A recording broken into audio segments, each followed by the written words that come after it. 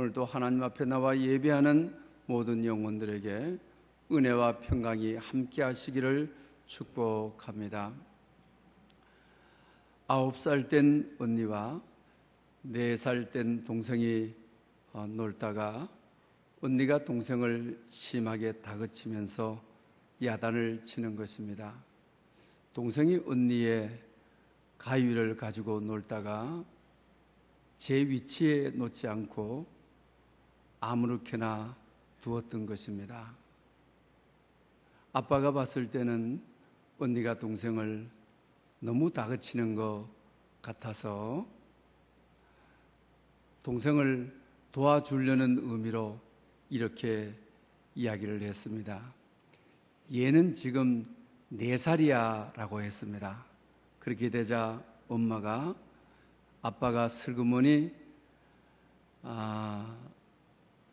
그 언니는 양보하고 마는 것이죠.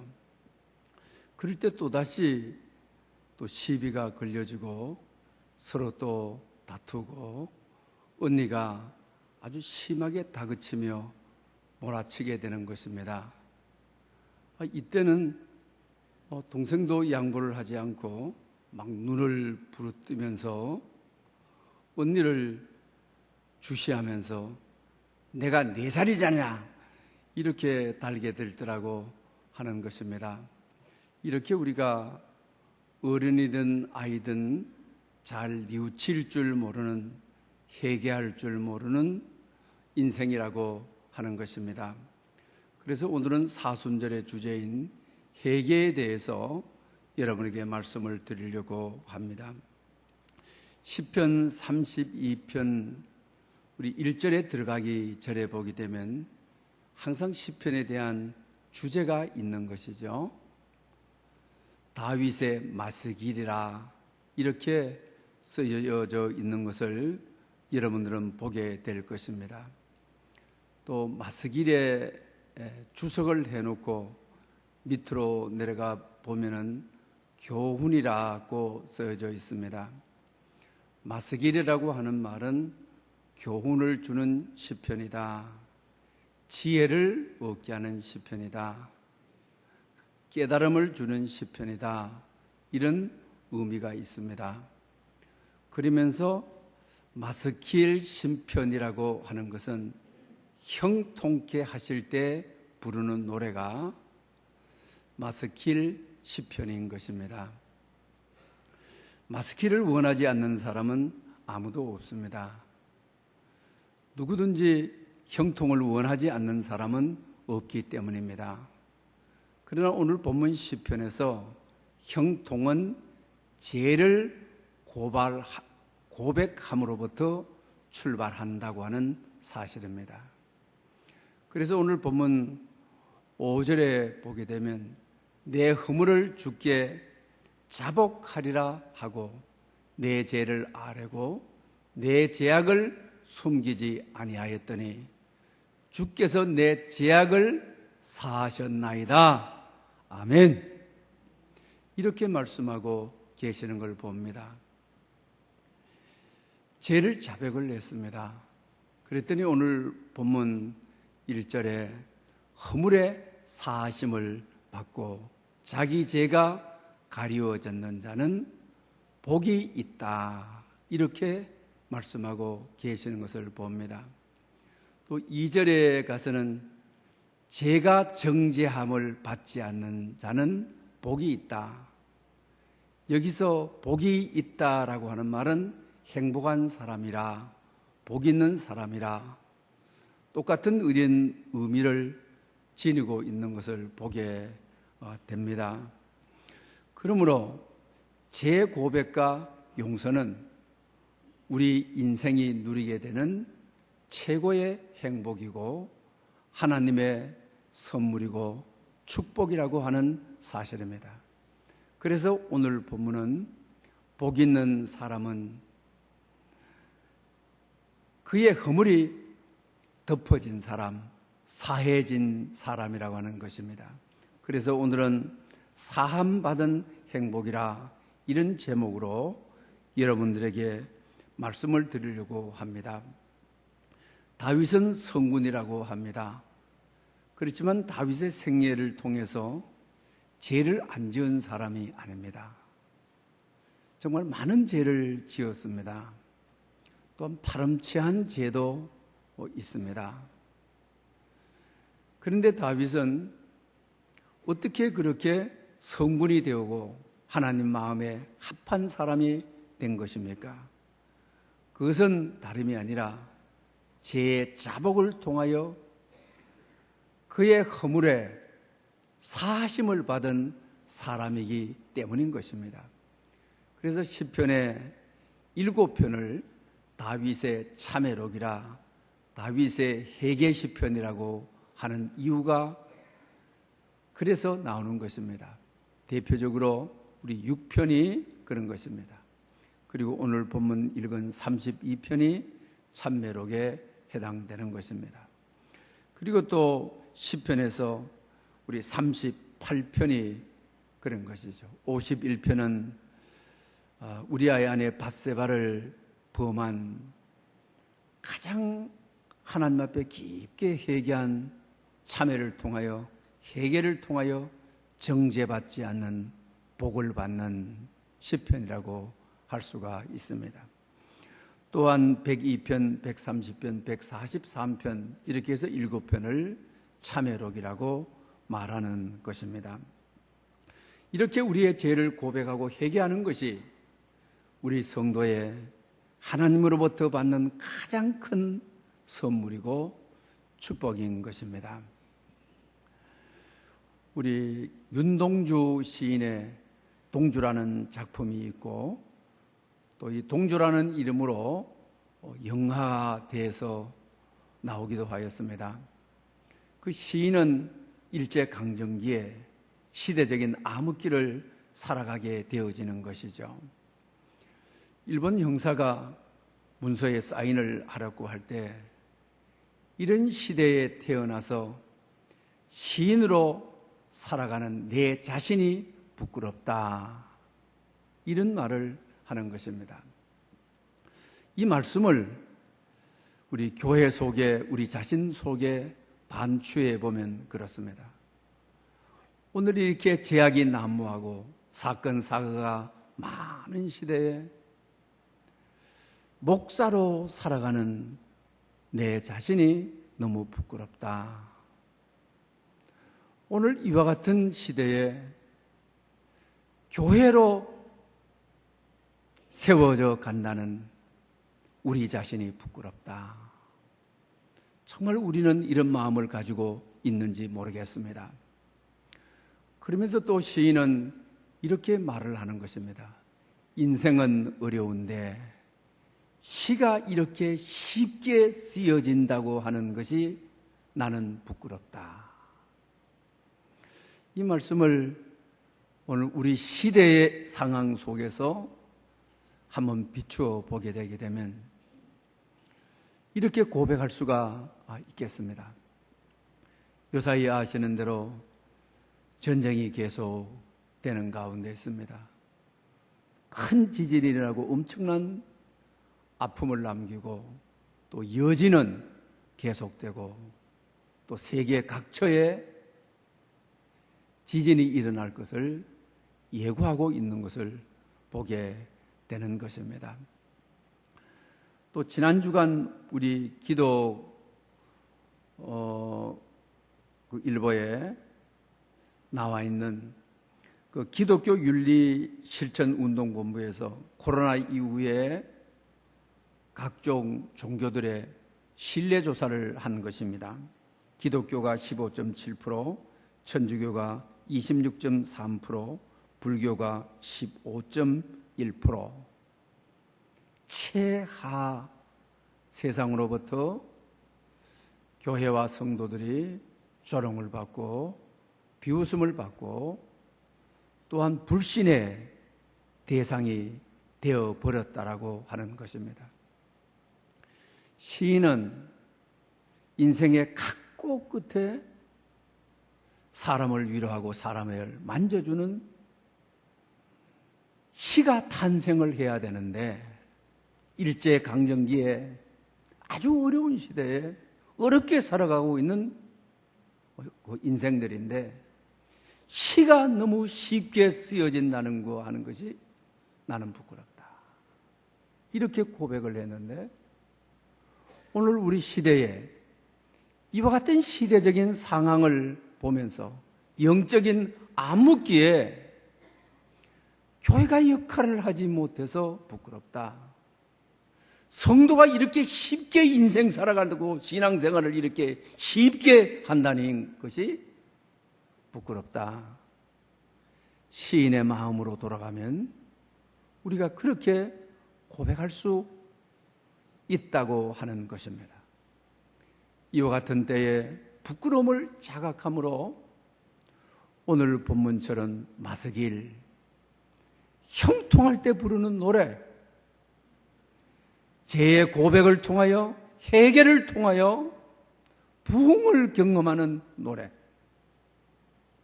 이 노래를 사모하고 이 노래가 우리의 노래가 되고 교회의 노래가 되고 오늘 불신과 조롱과 희롱의 모든 목소리가 잔잔해지고 하나님의 구원의 노래가 온 세상을 덮는 그런 세상을 우리가 기대해야만 되겠습니다.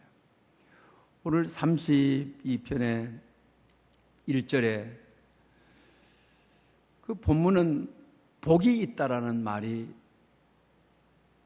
끝에 가 있는 것이죠. 지난 시간에는 시편 1편을 가지고 행복한 인생, 복 있는 인생이라는 제목으로 말씀을 드렸습니다.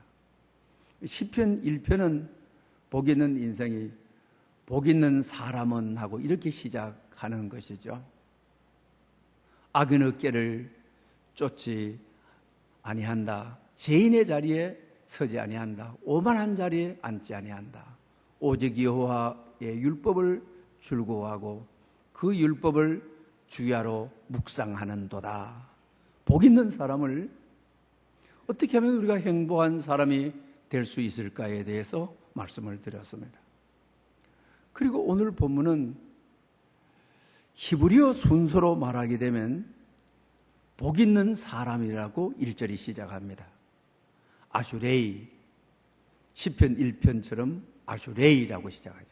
복 있는 사람은 허물의 사하심을 받고 자기 죄가 가리워진 자다. 히브리어 순서대로, 원문의 순서대로는 그렇게 기록이 되어 있습니다. 그러나 오늘 본문은 복 있는 사람이로다라고 해서 주어를 서술어로 돌리고 있는 것을 보게 됩니다. 어쨌든 이 말씀은 참 우리의 가슴을 두근거리게 하는 것입니다.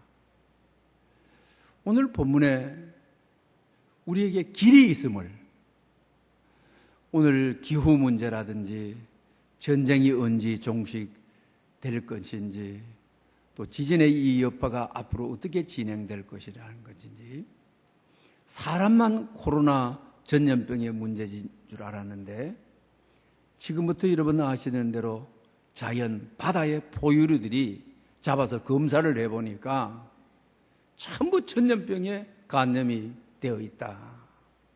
지구촌은 앞으로 어떻게 전개될지, 결과적으로 성경이 말하는 전쟁, 지진, 전염병, 종말의 증세인 것이죠.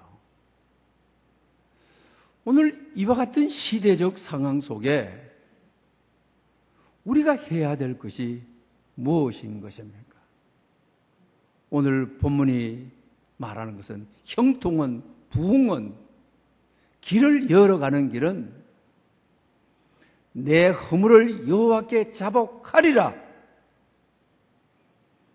그렇게 하고 내 죄를 아뢰고 내 죄악을 숨기지 아니하고 회개하는 것이 내 죄악을 사하였나이다. 이 땅의 회복의 길이, 이 땅의 부흥의 길이, 이 땅에 살아갈 수 있는 길이 회개에 있음을 가르쳐 주고 있는 것을 보게 됩니다. 회개했을 때 오늘 본문에 사함을 받는 복, 제사함을 받는 복, 정죄함을 받지 않는 복, 우리 죄를 기억지도 않는 복, 이 시대를 치유하고 회복해 주는 복이 죄의 고백에 있음을 알게 되어지는 것입니다. 그때 하나님은 우리와 이 땅을 용서하시는 것입니다. 그래서 바울사도는 로마서 4장 6절에서 8절에 이렇게 고백합니다. 일한 것이 없이 하나님께 의로 여기심을 받는 사람의 복에 대하여 다윗이 말한 바 불법이 사함을 받고 죄가 가리어짐을 받는 사람들은 복이 있고 주께서 그 죄를 인정하지 아니하실 사람은 복이 있도다 함과 같으니라. 아멘. 오늘 본문은 다윗은 복이 오기 전, 행복이 오기 이전에 내용은 어땠습니까? 캄캄한 세상이었죠. 고통이라는 감옥에 갇혀서 살았던 것이죠.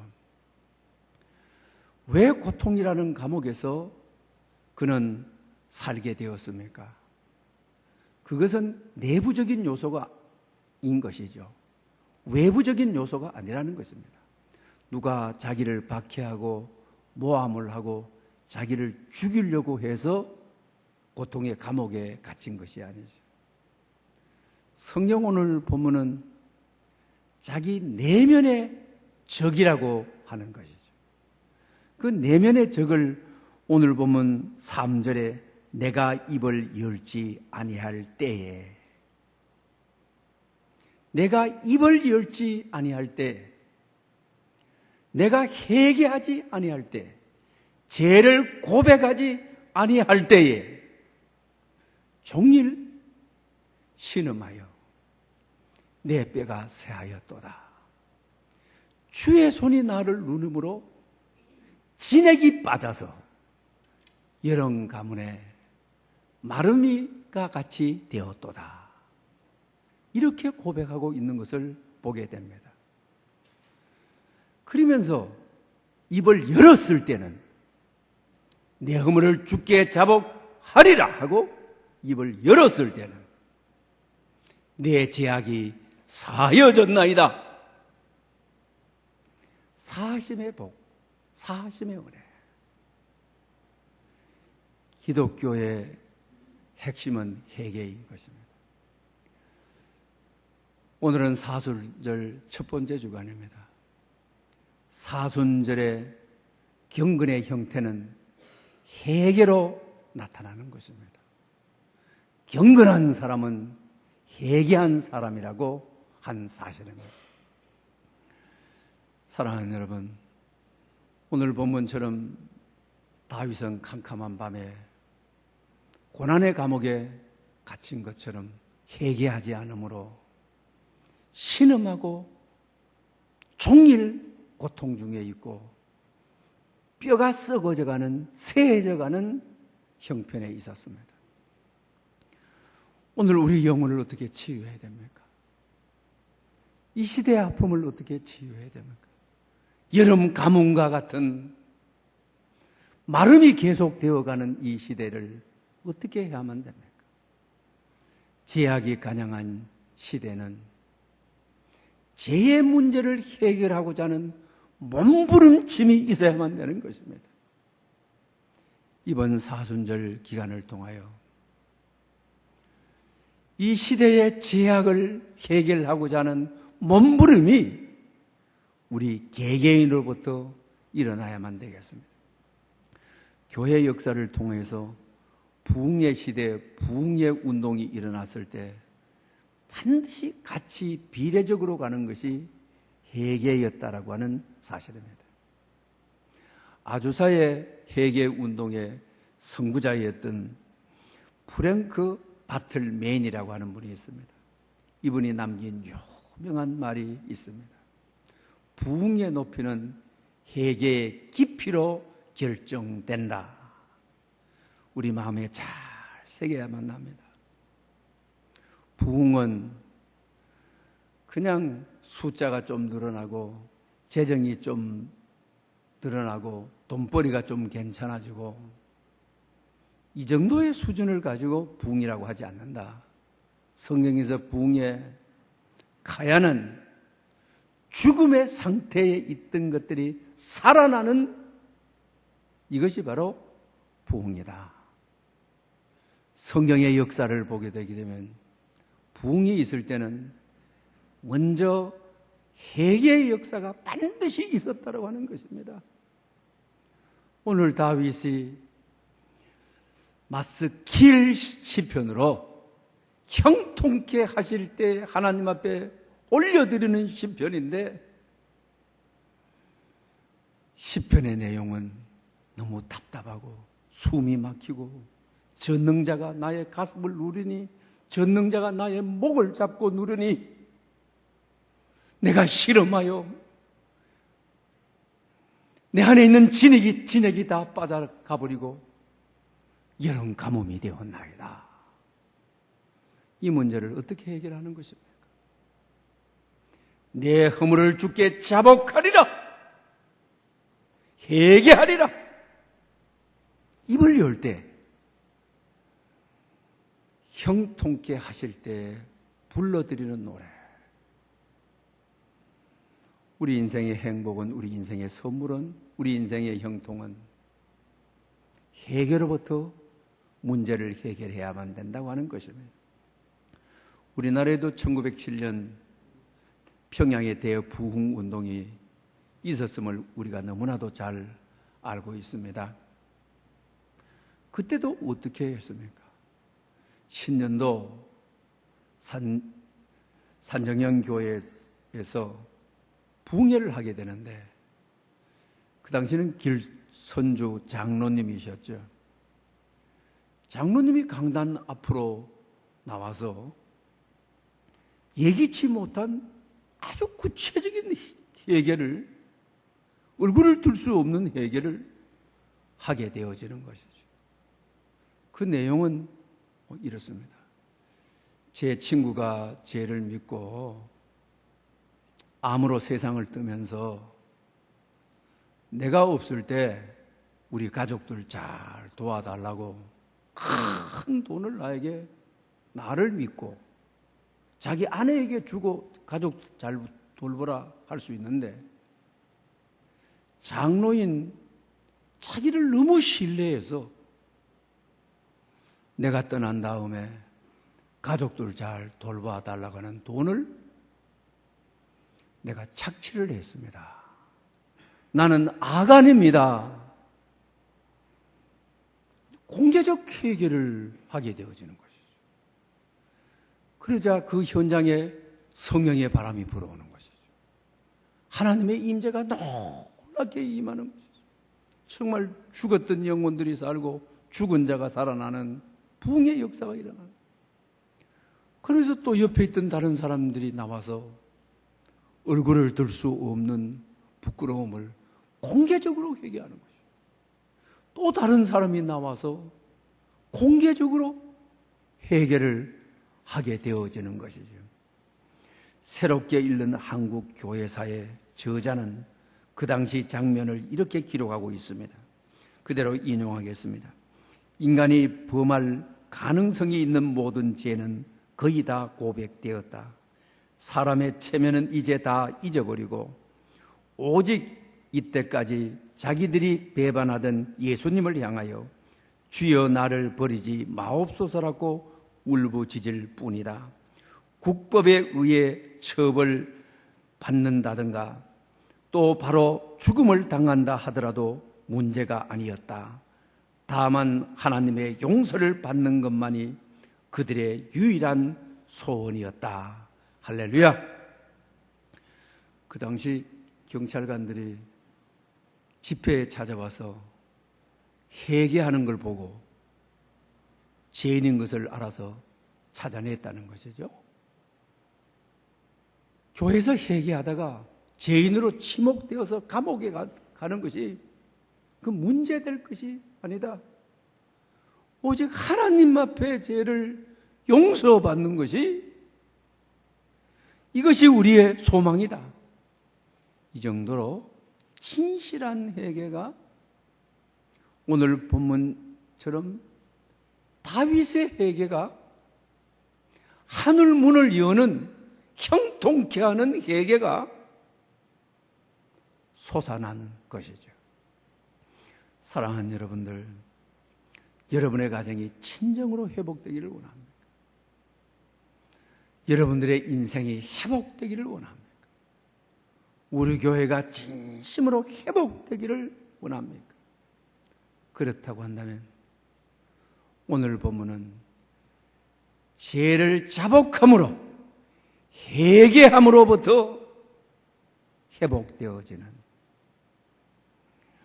가정의 회복도 부모에게 대해서 자식에게 대해서 하나님 앞에 구체적으로 우리가 자복하는 용서를 비는 이런 마음이 있을 때 이 마음 이후에 우리의 마음의 빛이 부부끼리도 부모에게도 자녀에게도 성령의 빛으로 조명되는 것입니다. 죄를 담고 있으면서 죄를 지닌 채 아무리 상대를 변화시키려고 해도 변화시킬 수가 없다라고 하는 사실입니다. 그러므로 오늘 이 시대에 일어나고 있는 띠리끼의 진이든지 러시아와 우크라이나의 전쟁이라고 한다든지 우리 사회에 일어나고 있는 이태원의 참사라고 한다든지 기타 사회적인 모든 병리적인 요소 이걸 바라보면서 하나님께로 돌아오는 기회, 죄를 회개하는 기회로 삼을 때 사함의 행복, 형통케 하는 행복을 하나님께서 우리에게 주실 것입니다. 그러면서 오늘 본문을 통하여 입을 열었을 때와 입을 열지 않았을 때에 아주 확연히 다른 두 길을 우리에게 가르쳐주고 있는 것을 보게 됩니다. 특히 오늘 본문 우리 3절에 보게 되면 내가 입을 열지 아니할 때 죄를 회개하지 아니할 때 죄를 고백하지 아니할 때 죄를 지어놓고 시침이 딱 떼고 입을 열지 않고 입을 다물어 버렸을 때 분명히 죄를 지어놓고 죄를 부인하고 인정하지 아니할 때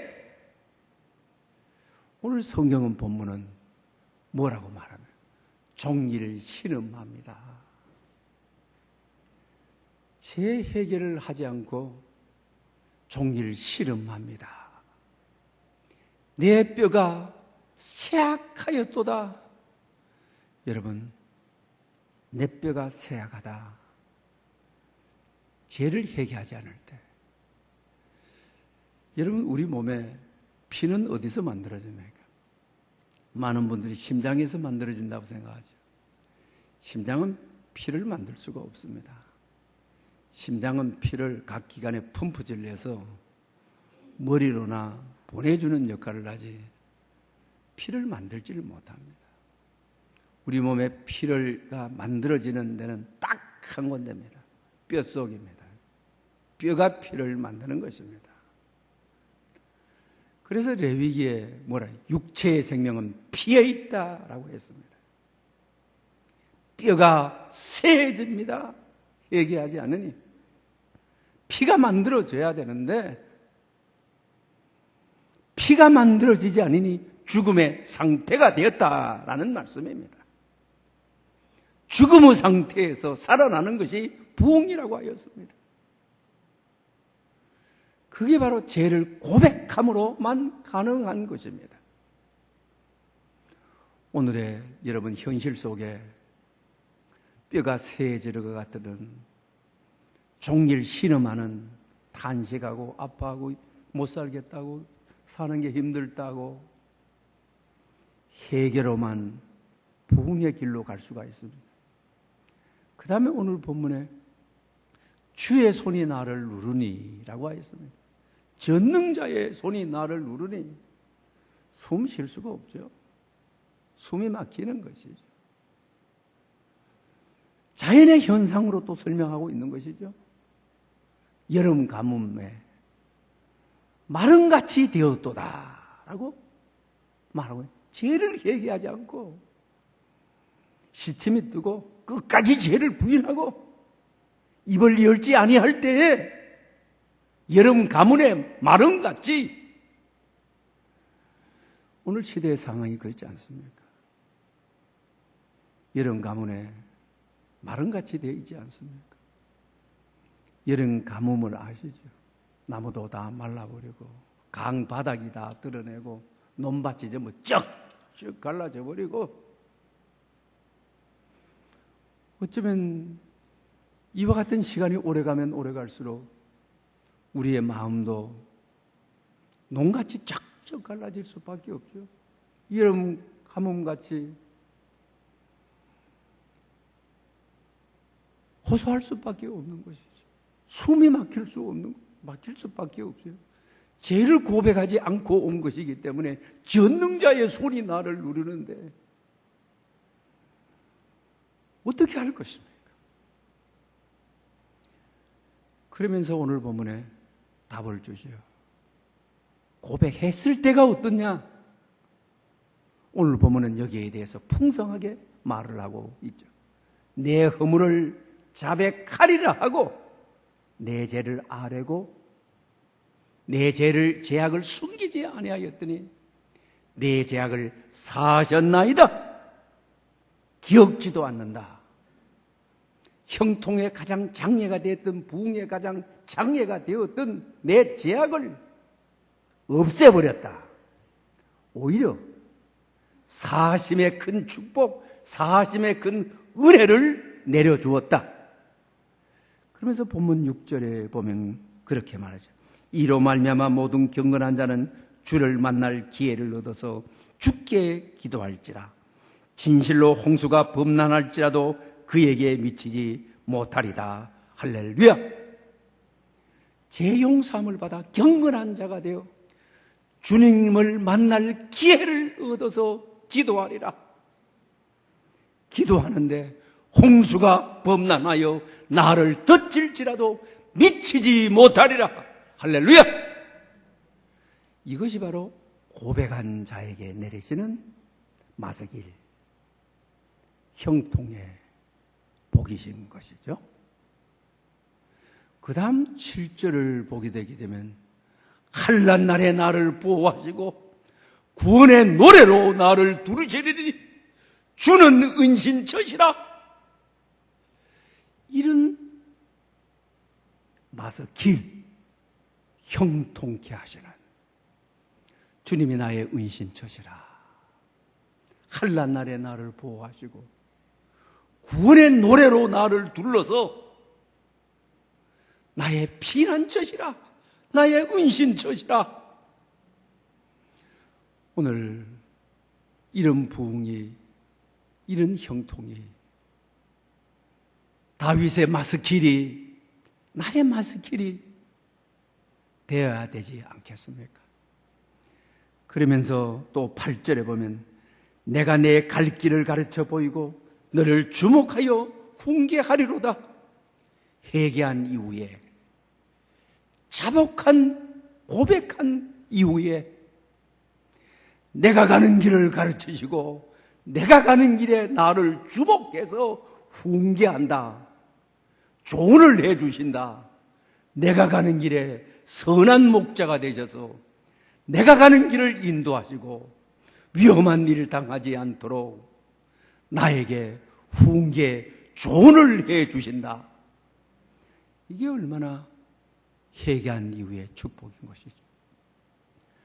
그 다음에 오늘 보면 10절에 보게 되면 악인에게는 많은 슬픔이 있으나 여호와를 신뢰하는 자에게는 인자하심이 누리리로다. 하나님께서 회개한 자에게 인자하심이, 하나님의 사랑이 십자가의 은혜가 너를 두르리라.